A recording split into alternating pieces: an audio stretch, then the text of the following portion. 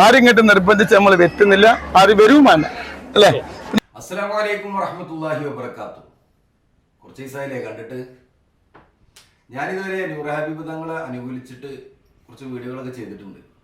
അപ്പോൾ പല ആളുകളും എന്നോട് പറയുന്നത് വെച്ചാൽ, മോനെ ഈ യൂട്യൂബിലൊക്കെ വീഡിയോ ചെയ്യുന്ന സമയത്തെ നമ്മൾ നൂർ ഹബീബ് തങ്ങളെ അനുകൂലിച്ച് പറഞ്ഞു കഴിഞ്ഞാൽ എല്ലാവരും പച്ചത്തെറികളായിട്ട് കമൻറ്റുകളൊക്കെ രേഖപ്പെടുത്തും. അതുകൊണ്ട് നീ ഒരു കാര്യം ചെയ്തു, ഒന്ന് കളം മാറ്റി ചവിട്ടിക്കോ.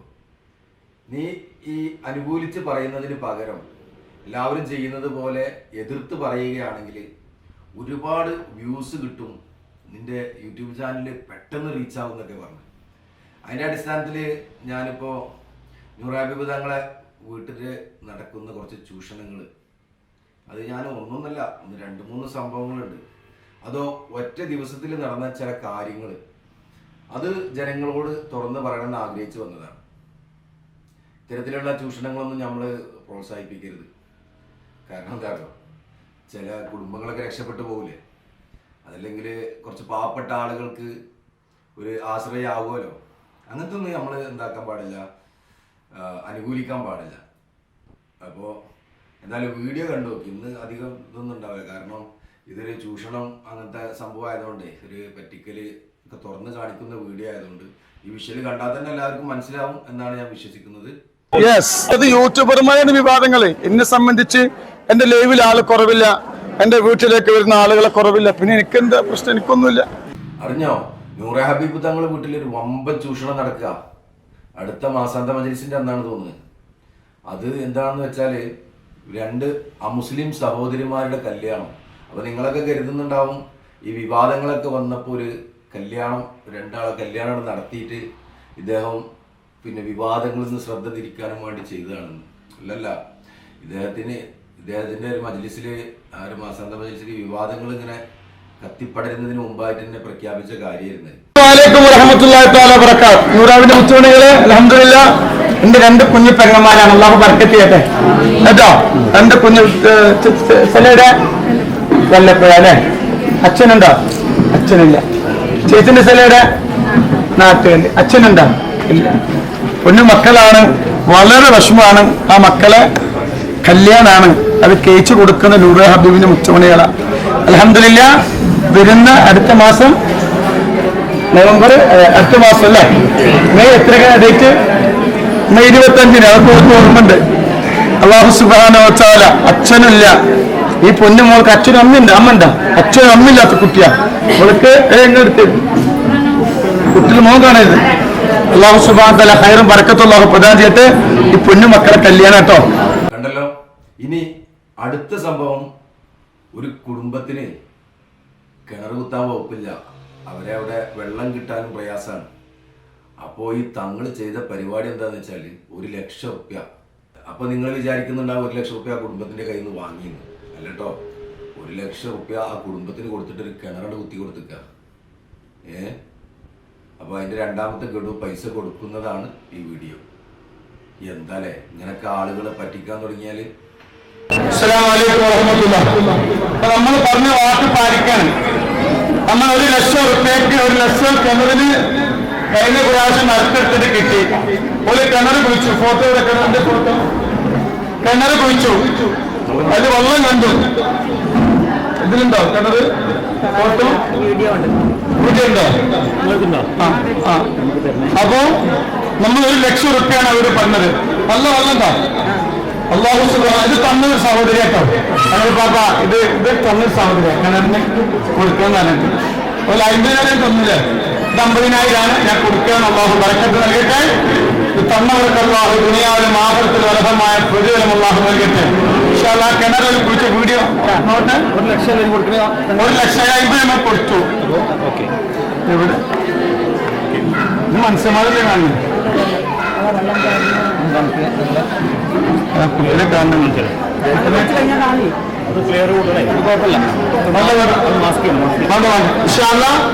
ആ കിണറിന്റെ പൈസ കൊടുക്കാൻ 2ാമത്തെ വീട് തന്നവർക്കുള്ള സന്തോഷം അല്ലാഹു നൽകട്ടെ. ഇൻഷാ അല്ലാഹ്. ഇതൊക്കെ തന്നെയാണ് അള്ളാഹു നമുക്ക് തരുന്ന നിഅമത്ത്. അള്ളാഹു ബർക്കത്ത് ചെയ്യട്ടെ. അപ്പൊ 50,000 കൊടുത്തു, ബാക്കി 60,000 നമ്മൾക്ക് ഫലം. മറ്റൊരു കൂടപ്പുറപ്പ് തന്നതാണ് ഒരു വായിക്കണം കേട്ടോ. അള്ളാഹു ബർക്കത്ത്. 50,000 പാല് തന്ന 50,000 നമ്മൾ വാക്ക് പാലിച്ചു. ഇത് നൂറെ ഹബീബ് തങ്ങളൊരു മറ്റൊരു ട്യൂഷനാണ്. മാസം മാസം അതിനു മുമ്പ് ഏറ്റെടുത്ത കുടുംബങ്ങൾ കുറേ ഉണ്ട്. ആ കുടുംബങ്ങൾക്ക് പുറമെ ഇദ്ദേഹം ചെയ്യുന്ന ഒരു പരിപാടി നോക്കി നിങ്ങൾ 21 കുടുംബങ്ങളെ ഏറ്റെടുത്തുക. ആ കുട്ടികൾക്ക് യതീമായ മക്കൾക്ക് ആവശ്യമുള്ള ചെലവിനുള്ള പൈസ അത് ആ കുടുംബത്തിൻ്റെ അംഗബലത്തിനനുസരിച്ച് പൈസ ഉണ്ടാവുന്ന പറഞ്ഞത്. അതായത് 4 കുട്ടികളുള്ള ആൾക്ക് അതിനനുസരിച്ച പൈസ, ഒരു കുട്ടിയുടെ അതിനനുസരിച്ച പൈസ, അങ്ങനെയാണ് തങ്ങൾ കൊടുക്കുന്നത്. ചൂഷണമല്ലേ? ചൂഷണങ്ങളൊക്കെ എതിർക്കണം. ഇതൊക്കെ എതിർക്കപ്പെടേണ്ട ചൂഷണങ്ങൾ തന്നെയാണ്. നൂറെ ഹബീബിന്റെ ഒരു വലിയ സംരംഭം കൂടി നമ്മൾ തുടങ്ങിയാണ്. ഒരുപാട് എത്തിമക്കളെ ഏറ്റെടുത്തിട്ടുണ്ട്. ആ മക്കളെ നമ്മളെ കാണിക്കുന്നില്ല. ആ രക്ഷിതാക്കളാണ്. അല്ലാഹു സുബ്ഹാനഹു വ തആല ഇതിലൊക്കെ ഒരുപാട് ആളുകൾ ഭർത്താക്കന്മാർ മരണപ്പെട്ടു എന്നുള്ള സ്വർഗത്തോടെ കൂടെ കടക്കുള്ള ഭാഗ്യം അല്ലാഹു നൽകട്ടെ. ഈ കുടുംബങ്ങളൊക്കെ നമ്മൾ ഏറ്റെടുത്തിട്ടുണ്ട്. 20 ചില്ലാനം മാതാപിതാക്കളുണ്ട്. പിന്നെ നിങ്ങളെ നിങ്ങൾ സ്ഥലം എവിടെ? അല്ലേ? ഭർത്താവ് മരണപ്പെട്ടിട്ടുണ്ട്. എത്ര മക്കളാ? ചെറിയ മക്കൾക്ക് 2 വയസ്സ് അല്ലേ? അല്ലാഹു ബർക്കത്ത് ചെയ്യട്ടെ. ഇൻഷാ അല്ലാഹ് ഈ കുടുംബത്തിന് നമ്മൾ എന്തുണ്ട് എല്ലാ മാസവും നല്ലൊരു സംഖ്യ നമ്മൾ ചുരുട്ടാം. സ്ഥലം എവിടെ? മക്കളാണ്. എത്ര മക്കളാ? മൂത്ത കുട്ടിക്ക് 10 വയസ്സല്ലേ? ആ 10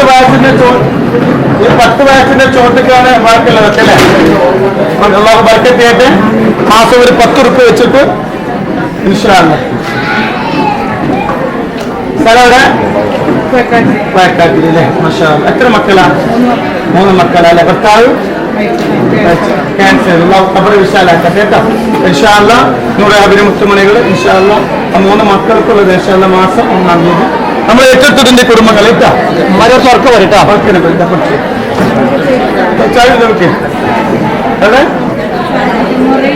സാജിദ മൊറയൂര് അല്ലേ? എത്ര മക്കളാ? 3 മക്കളല്ലേ? പെൺകുട്ടികള് ചെറുതല്ലേ? മോളല്ലേ? ഭർത്താവ് എങ്ങനെ മരിച്ചത്?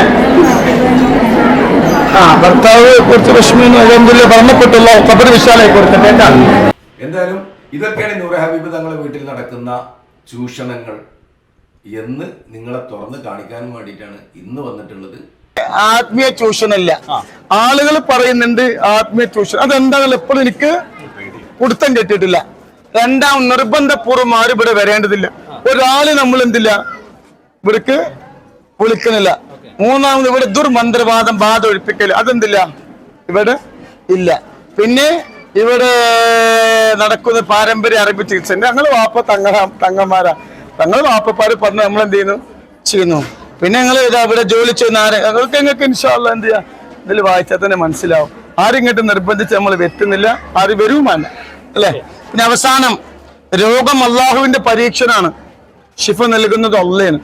അപ്പൊ എന്റെ ഒരാൾ കയറി വരുമ്പോ ഇത് വായിച്ചിട്ട് നമ്മൾ എന്ത് ചെയ്യുള്ളൂ? ടോക്കൺ കൊടുക്കുള്ളൂ. അള്ളാഹു ബർക്കത്ത്.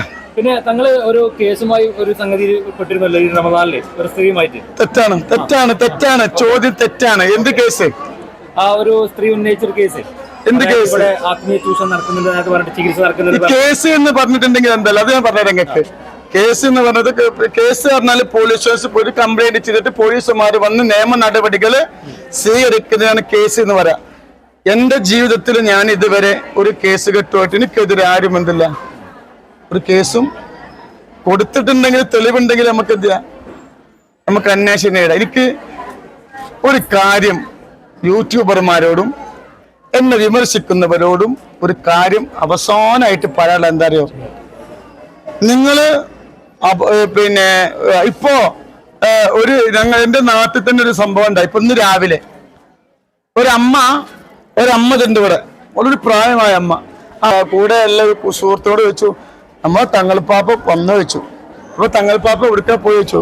അപ്പോഴല്ലേ തങ്ങൾപ്പാപ്പനെ പോലീസ് അറസ്റ്റ് ചെയ്തു എന്ന് പറഞ്ഞ് സുബ്ഹാനല്ലാഹ്. എന്നിട്ട് പറയാൻ ഒരുപാട് വഴിപാട് നടത്തിയിട്ടുണ്ടെന്നാ.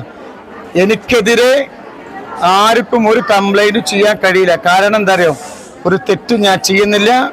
ഇൻഷാ അല്ലാഹ് അത് ഒരു ധൈര്യമാണ്. ഒരു തെറ്റും ചെയ്തിട്ടില്ല, അതിന് ചെയ്യൂല. അപ്പം അതുകൊണ്ട് ഒരു പോലീസ് സ്റ്റേഷനിലോ ഒരു കോടതിയിലോ ഒരാൾക്കും പോകാൻ പറ്റൂല. ഇൻഷാ അല്ലാഹ് ആരോപണങ്ങൾ ഉന്നയിക്കുമ്പോൾ തെളിവ് സഹിതം ഉന്നയിക്കുക. അല്ലാഹു എല്ലാവർക്കും നല്ല കൽബ് നൽകട്ടെ. അസ്സലാമു അലൈക്കും. മറ്റൊരു വീഡിയോയുമായി വീണ്ടും കാണുന്നതുവരെ അസ്സലാമു അലൈക്കും വറഹ്മത്തുള്ളാഹി വബറകാതുഹു.